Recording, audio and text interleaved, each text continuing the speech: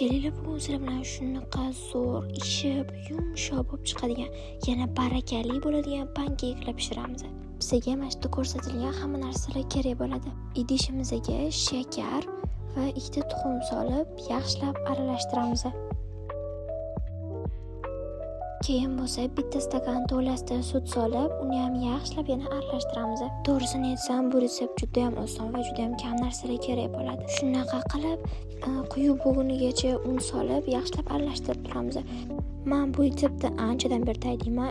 Men bu retseptni ko'rganimda razrahitelь yo'q edi, lekin men baribir ham soldim. Shunaqa yumshoq bo'lib. Shunaqa qilib, pekmes skоворodkamizni olib, boshda tegini yaxshilab qizitib olamiz.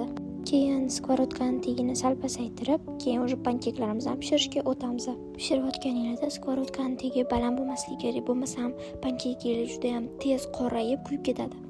Pankeklarning katta kichikligi bu o'zingizga bog'liq. Xohlasanglar katta razmerda, xohlasanglar o'rtancha, xohlasanglar bo'lsa juda ham mayda razmerda qilishinglar mumkin. Men bo'lsa sal kattaroq razmerda qildim, lekin shunda ham juda ham ko'p chiqdi. U yog'i bo'lsa juda ham oson pankeklarni bitta-bitta pishirib chiqish. Men bu bilan shunaqa chiroyli, takoy milli laganga soldim. Ko'rdinglarmi, bitta razrahitelga qanaqangi pankeklar ishib, dum-dumala bo'lib chiqdi. Hamma narsa oson deb 70 xil pankek 80 xil rangda pishirib olamiz. Keyin bo'lsa o'sha hammasi oson pishirib yana mana shu laganimizga solamiz. Keyin bo'lsa bizda mana shunaqa barakali retseptdan barakali pankeklar pishadi. To'g'risini aytsam, вообще zo'r chiqdi mazasi. Menga podpisatsiya bo'lib qo'yish esingizdan chiqmasin.